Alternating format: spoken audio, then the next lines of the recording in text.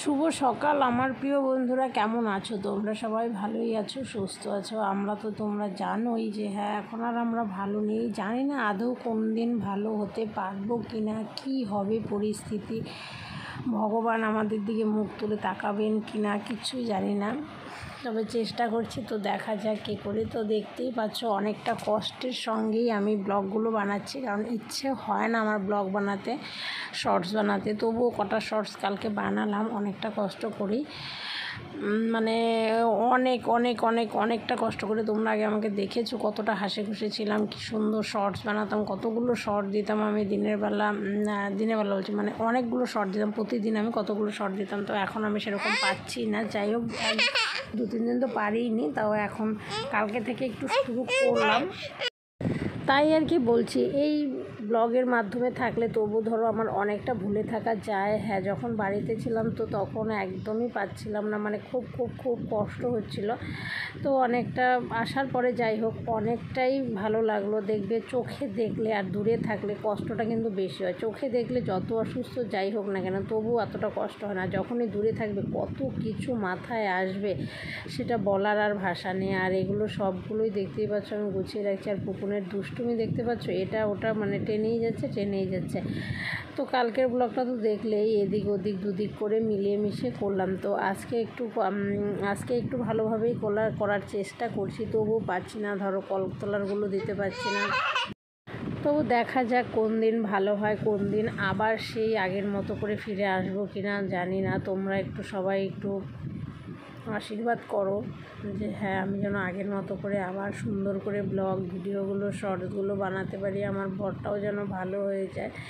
অনেকটাই কষ্ট হয়, সত্যিই কষ্ট হয়। কষ্ট দেখো হওয়ারই কথা, কষ্ট না হবে এরকম কোনো ব্যাপার নেই। তো জানি না, তো ইচ্ছে ছিল বাইরে চলে যাওয়ার, তো এখন আবার একটু সিদ্ধান্ত অন্যরকমই হলো। তো ভাবা হলো যে না, এদিকে আর একটা ডাক্তার দেখাই। একটা ডাক্তার দেখিয়ে তো আর ধরো সব কিছু সিদ্ধান্ত নেওয়া যায় না এভাবে।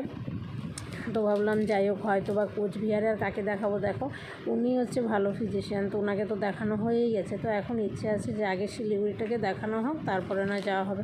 আর এদিকে জন্ডিসের ঝাড়াটাও দেওয়া হচ্ছে। আর জন্ডিসের ওষুধ তো অবশ্যই খাচ্ছে, কিন্তু তার সাথে তো ঝাড়াটা দিতে লাগে। আমরা যেহেতু বাঙালি, আমাদের আগের কালচারটা এখনও আছে যেহেতু, তো ওটাকে আমাদের একটু করতেই হয়, মন গড়া আর কি বলো। এটা কিন্তু ঝাড়াতেই যে কমে যাবে সেটা নয়, তবুও আর কি চেষ্টা করা হচ্ছে। তো ঝাড়াটা কমপ্লিট হলে চলে যাবে শিলিগুড়ি দেখাতে। এখন ডিসিশন হচ্ছে শিলিগুড়ি। আমি ভাবছি আগে শিলিগুড়ি, আমার বোনও বলেছে শিলিগুড়ির কথায়, তো যে ওখানেও বাইরে থেকে আসে, তো ওখানে একটু দেখানো হোক, একটু তো চেষ্টা করা হোক, তারপরে না হয় যাওয়া। যেহেতু ও যেতে চাচ্ছে না, সমস্যাটা তো ওই জায়গায়। আর দেখবে পেশেন্ট যদি ভালো হয়, মানে পেশেন্ট যদি কথা শোনে, যে রুগীটা থাকবে তার তো কথা শুনতে হবে, বাড়ির লোকের কথা, বাড়ির যেটা বলবে, যেটা খেতে বলবে, যেটা করতে বলবে, সেটা কিন্তু শুনতে হবে। সেটা যদি না শুনে তাহলে কিন্তু সম্ভব নয় ভালো করা তাকে। তো আমার বর কোনো রকমই শোনে না কথা, ওর মতো করে চলে। আগে থেকে প্রচণ্ড জেদ, অনেক আগে ভালো ছিল, যখন থেকে ওর অসুখটা হয়তো বা ধরছে তখন থেকেই ওর এই রাগটা প্রচণ্ড পরিমাণে বেড়ে যায়। মানে এতটাই রাগ হয় যে মানে ভাবনারও বাইরে, একটা কিছু বলা যাবে না, হুট করে ওর মেজাজ উঠে যাবে, মানে কিচ্ছু যাকে তাকে গাল দিবে, মানে যা খুশি তাই আর কি ব্যাপার, এরকম একটা। তবু আছে, এরকম করে আছে, ঠিক আছে হ্যাঁ অসুখটা।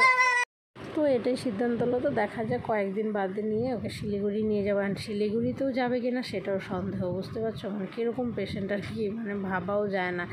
মানে ওকে কতবার আমাদের বাপের বাড়িতে কবিরাজ ঠিক করা হলো, ওকে ঝাড়া দেওয়া হবে, বাস আবার ক্যান্সেল করা হয়, ঠিক করা হয় আবার ক্যান্সেল করা, মানে প্রচণ্ড জিদ।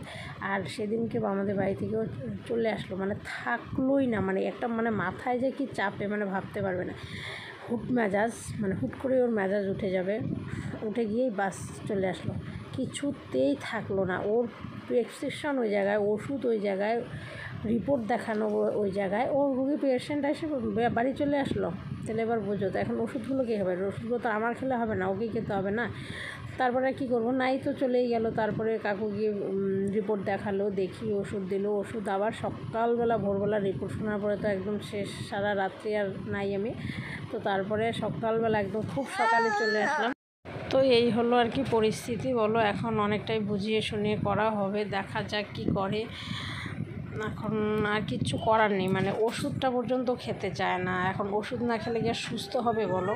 সারাটা দিন শুধু আমার এরকমভাবে কাটে, টেনশন টেনশন আর টেনশন, যে কী হবে না হবে কিচ্ছু জানি না। আদৌ কী রোগ হয়েছে না হয়েছে এখনও ধরো আরেকটা ডাক্তার না দেখানো পর্যন্ত কোনো রকমভাবেই কোনো কিছু ডিসিশন করা যাচ্ছে না আর কি, যে আদৌ কী হয়েছে।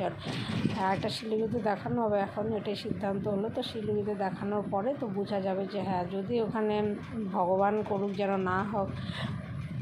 না হয় তো খুব ভালোই। তাহলে তো ওখান থেকে ট্রিটমেন্ট করেই চলে আসবে, এই আর কি ইচ্ছে আছে এখন। তো দেখা যাক, এটাই আর কি ভগবানের কাছে চাওয়া, যে হ্যাঁ যেন না হয়, ও ভালো থাকুক সুস্থ থাকুক। আমাদের অনেক স্বপ্ন ছিল, অনেক আশা ছিল, ঘরটা হচ্ছে সুন্দর করে সংসার করব বা সংসার বাঁধবো, থাকবো আমরা 3 জনে মিলে। জানি না কতটুকু সেই স্বপ্ন পূরণ করতে পারবো আমি। সত্যি আমি কথাগুলো যে বলছি না, অনেকটা কষ্টের সময় বলছি, আমার কথাগুলো বেরোচ্ছে না, কিন্তু তবু আমি বলছি কথাগুলো। সাউন্ডগুলো একদমই আসতেই পাবে, তো কিছু করার নেই, আমি পারছিই না একদমই। তারপরে পুকুন দেখতেই পাচ্ছ, এই যে এগুলো নিয়ে যে খেলা শুরু করলো, এই বালতিগুলো দিয়ে গেল ডাস্টবিনের জন্য, তো ওগুলো এসে নিয়ে যাবে প্রতিদিন। তো ওগুলো নিয়ে খেলা শুরু হয়ে গেল। আর এটা হচ্ছে প্রসাদ, তো প্রসাদ খাবো। আর এই সময় আমার প্রচণ্ডই কান্না পাচ্ছিল, সত্যি আমি কান্না করছিলাম। তো বরের সামনে আমি করছিও না, তো কিছু করার নেই। আর কি করি বলো, এই চোখের জল ফেলানো ছাড়া আর কিচ্ছু করার নেই। এই এতটুকুই আমার ভরসা, শুধু চোখের নীরবে শুধু চোখের জল ফেলে যাবো, আর কিছু করতে পারছি না আমি আর। কারণ ও যদি কথাটা শুনতো, এটা আমি মনকে সায় দিতাম যে না আমি সব করেছি, কিন্তু ও তো কথাই শুনতে পাচ্ছে না আমার, মানে কোনো রকমই কথা শোনে না, একদম না। ও আমার কেন, কারোর কথা শোনে না, বাড়ির কারোর কথা না। তো বন্ধুরা, ব্লগটা এতটুকুই। সবাই ভালো থেকো, সুস্থ থেকো।